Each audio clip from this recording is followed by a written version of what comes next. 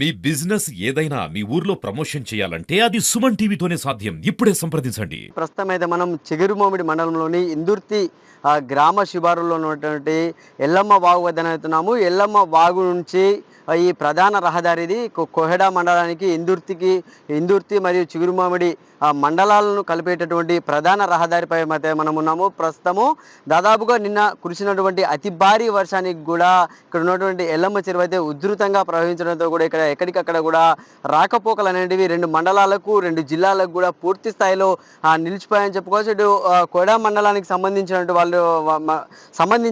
వాళ్ళు ఇటు కరీంనగర్ జిల్లా వెళ్ళడానికి, ఇటు చిగురుమామిడి ఇందుర్తి నవాపేట సంబంధించిన వాళ్ళు కూడా ఇటు సిద్దిపేట కోహెడాకు వెళ్ళడానికి కూడా పూర్తిగా కూడా రాకపోకలు అనేవి భారీ వర్షానితో కూడా వాగు ఉధృతంగా ప్రవహించడంతో ఇక్కడ భారీ వర్షానికి మొత్తం కూడా ఇక్కడ వాగు ఉధృతంగా ప్రవహిస్తుంది. దానికి మొత్తం కూడా పూర్తిగా కూడా రాకపోకలు అనేటివి నిలిచిపోయి పూర్తిగా కూడా లో లెవెల్ అంటే ఎన్నటి సందో కూడా ఒక చిరకాల వాంఛ ఇక్కడ బ్రిడ్జ్ నిర్మించాలనేది కూడా ఇక్కడ ఉన్నటువంటి ప్రాంత ప్రజల యొక్క చిరకాల వాంఛగా కూడా ఉంది. కానీ ఇక్కడ ఎన్ని ప్రభుత్వాలు మారినా కూడా ఎవరు అధికారంలోకి వచ్చినా కూడా ఇక్కడ బ్రిడ్జ్ అనేది నిర్మించకపోవడంతో కూడా కొంత ఇక్కడ ప్రజల్లో కూడా ఒక నిరాశ మిగిలిపోయిందని చెప్పుకోవచ్చు. కరీంనగర్ పోలీసులు కావచ్చు, ఇక్కడ ఉన్నటువంటి చిగురుమామిడి కరీంనగర్కి సంబంధించినటువంటి పోలీసులు కానీ, ఇక్కడ రెవెన్యూ చిగురుమామిడి మండలానికి సంబంధించిన రెవెన్యూ అధికారులు కూడా ఎక్కడ కూడా ఎలాంటి అవాంఛనీయ సంఘటనలు జరగకుండా కూడా ఇక్కడ ఈ ప్రధాన రహదారిపై కూడా ప్రయాణాలు జరగకుండా పూర్తిగా కూడా ఎక్కడికక్కడ కూడా బారిగేట్లను మరియు గ్రామ పంచాయతీకి సంబంధించినటువంటి ట్రాక్టర్లను కావచ్చు, ఇతర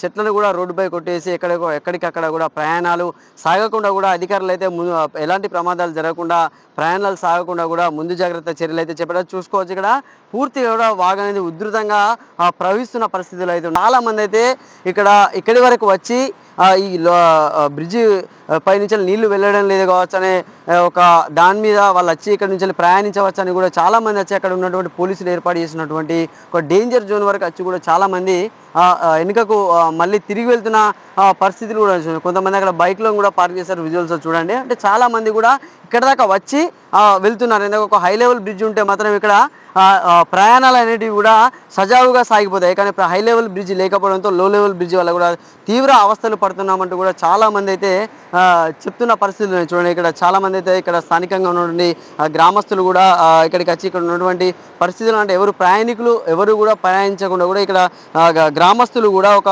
చొరవ తీసుకొని ఎవరికి ఎలాంటి ఇబ్బందులు కలగకుండా కూడా చూసుకున్నట్టు సోషల్ మీడియాలో కావచ్చు, ఇంకా ఇతర వాట్సాప్ గ్రూప్లో కూడా ఈ యొక్క పరిస్థితిని కూడా ఎప్పటికప్పుడు కూడా ఇక్కడ స్థానిక ఇందుర్తి గ్రామానికి సంబంధించిన గ్రామస్తులు కూడా ఎప్పటికప్పుడు అప్డేట్ ఇస్తూ కూడా అందరినీ ఒక దాన్ని ఎలాంటి ప్రమాదాలు జరగకుండా కూడా అవగాహనను కల్పిస్తున్నారు. అంటే చూడొచ్చు ఉధృతంగానైతే వాగు ప్రవేశిస్తుంది చూడండి. మధ్యలో కూడా ఒక స్థానికులు చెప్తున్న ప్రకారం అయితే ఒక మధ్యలో అసలు ఆ రోడ్డు కూడా ఉందో లేదో అన్నట్టు కూడా డౌట్ పడుతున్న పరిస్థితులు అయితే ఉన్నాయి. ఇంకా దాదాపుగా మళ్ళీ వర్షం కురిస్తే మాత్రం ఇంకా కూడా ఉధృతంగా ప్రవహించే అవకాశాలు ఉంటాయని కూడా వీళ్ళు చెప్తున్న పరిస్థితులు స్థానికులు ఉన్నారు. వారితో మనము మాట్లాడించే ప్రయత్నం అయితే ఈ బ్రిడ్జి పరిస్థితి ఏంది, ఎప్పుడు కూడా ఇలానే ఉంటుందో, అసలు ఏంటి పరిస్థితి? మాకు ప్రతి వర్షాకాలం సీజన్ నుండి ఈ మోయతొమ్మిద వాగుతో పాటు ఎల్లమ్మ వాగు ప్రవహించినప్పుడు అలా ఈ హై లెవెల్ బ్రిడ్జ్ లేక ఈ మా ఎల్లమ్మ వాగు బ్రిడ్జి పై నుండి ఇందుర్తి కోయడా మెయిన్ రోడ్డుపై ఈ వాగుపై ఎల్లప్పుడూ వానాకాలం ఎప్పుడైతే వర్షం కురుస్తుందో అప్పుడు వాగు నుండి ప్రవహించడం వల్ల మా రెండు జిల్లాల సరిహద్దు అయిన ఇందుర్తి ఎల్లమ్మ వాగు వద్ద ఎప్పుడు కూడా అర్ధరాత్రి కురిసిన వర్షానికి ఇబ్బందులు అవుతుండటంతో పోలీసుల సహాయంతో బారికేడ్లు ఏర్పాటు చేయడం జరిగింది. అలాగే ఇందుర్తి కోహెడా వెళ్ళే ఉపాధ్యాయులు కానీ బ్యాంక్ ఎంప్లాయీస్ కానీ చాలామంది చాలా ఇబ్బందులు గురవుతున్నారు.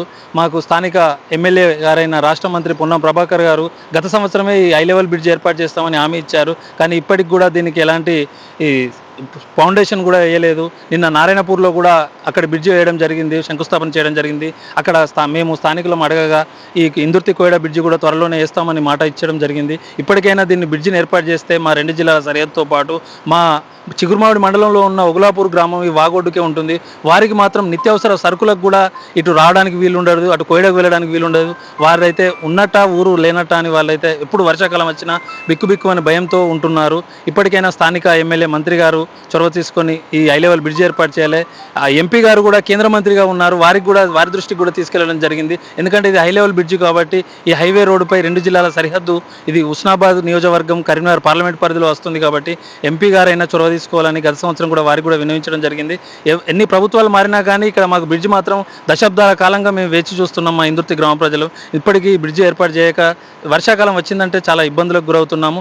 రాత్రి ఎడతెరిపి లేకుండా గంటన్నర 2 గంటలు కురిసిన వర్షానికి దాదాపు సమయం 11:30 12 గంటలకు స్థానిక పోలీసులకు సమాచారం ఇవ్వగా సిఐ సదన్ కుమార్ గారు, ఎస్ఐ సాయికృష్ణ గారితో పాటు సిబ్బంది, అలాగే గ్రామస్తులము, మా జీపీ సిబ్బంది ట్రాక్టరు పెట్టి బ్యారికేడ్లు పెట్టి ఎవరు వెళ్లకుండా చేయడం జరిగింది.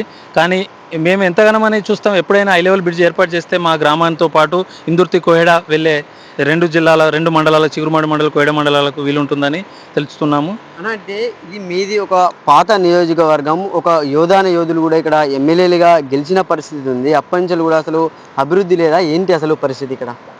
అభివృద్ధి అంటే అంతంత మాత్రమే. అభివృద్ధిని కన్నా ముందు మాకు అసలు ఇక్కడ సంగోజిపేట చెరువు ఉంది, అది కూడా మత్తడి దూకినప్పుడల్లా ఇబ్బంది అవుతుంది.